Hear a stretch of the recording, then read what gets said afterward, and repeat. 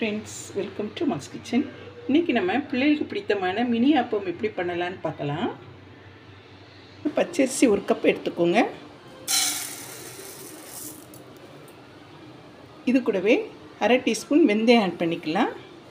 இது தண்ணி ஊற்றி 2-3 தடவை நல்லா கழுவிட்டு 2 தடவை நல்லா தண்ணி ஊற்றி கழுவின அப்புறம் தண்ணி ஊற்றி ஒரு 3 மணி நேரம் ஊற வச்சு எடுத்துக்கலாம். இதை மூடி வச்சுருங்க. 3 மணி நேரம் ஊற வச்சு எடுத்துக்கலாம். இப்போ நம்ம ஆப்பத்துக்கு ஊற வச்சுருந்தோம்ல, அரிசி நல்லா ஊறி இருப்பாருங்க. இப்போ நம்ம அரைச்சி எடுத்துக்கலாம். மிக்ஸி பவுலில் அரிசி ஆட் பண்ணிக்கோங்க.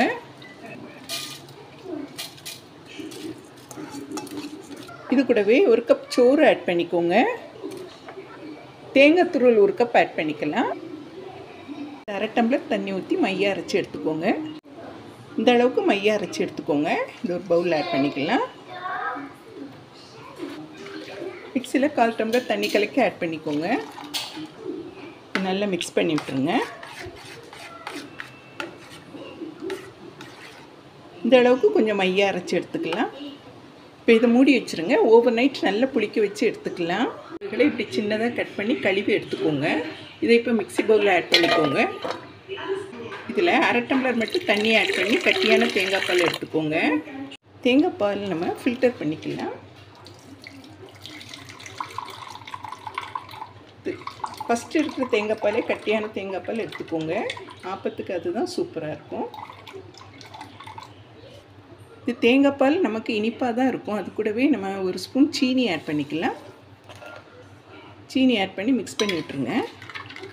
பாருங்கள், இந்த அளவுக்கு கொஞ்சம் கட்டியாக எடுத்துக்கோங்க. தனியாக இருக்கட்டும். இப்போ இந்த ஆப்பத்துக்கு தேவையான அளவு உப்பு ஆட் பண்ணிக்கோங்க. கூடவே 1 ஸ்பூன் சீனி ஆட் பண்ணிக்கலாம்.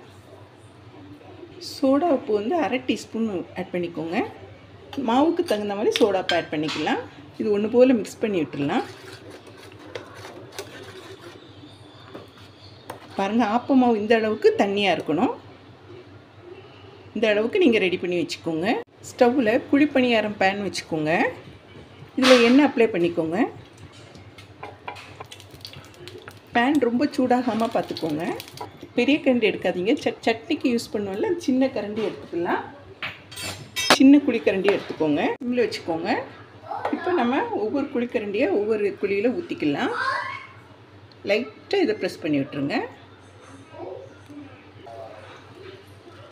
3/4 பாகம் ஊற்றிட்டு லைட்டாக இப்படி ப்ரெஸ் பண்ணி விட்டிங்கன்னா இந்த ஓரத்தில் நமக்கு கிறிஸ்பியாக கிடைக்கும்.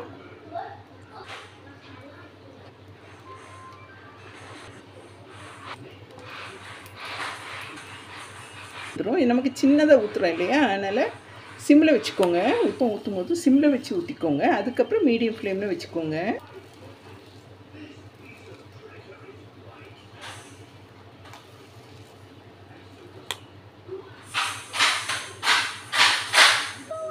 மூடி வச்சு 2 நிமிஷம் வேக வச்சு எடுத்துக்கோங்க. இப்போ பாருங்கள், மேலே மாவு நமக்கு நல்லா வெந்து வந்திருக்கு. ஓரத்தில் நல்ல கிறிஸ்பியாக இருக்குது. இந்த ஸ்டேஜில் நம்ம எடுத்துடலாம்.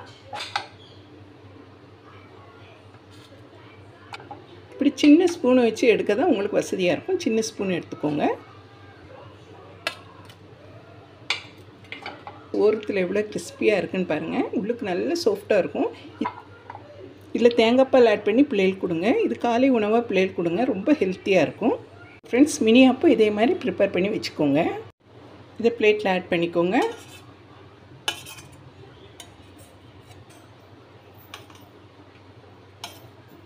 இப்போ இதில் நம்ம தேங்காய் பால் எடுத்து வச்சோம்ல, கட்டியான தேங்காய் பால், இதை ஆட் பண்ணிக்கோங்க.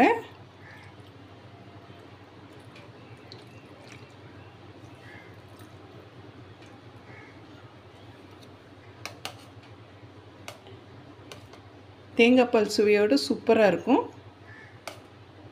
இந்த தேங்காய் பால் மினி அப்பம் ரெசிபி உங்களுக்கு பிடிச்சதுன்னா மால்ஸ் கிச்சனுக்கு லைக் பண்ணுங்கள், ஷேர் பண்ணுங்கள், சப்ஸ்கிரைப் பண்ணுங்கள் ஃப்ரெண்ட்ஸ். தேங்க்ஸ் ஃபார் வாட்சிங்.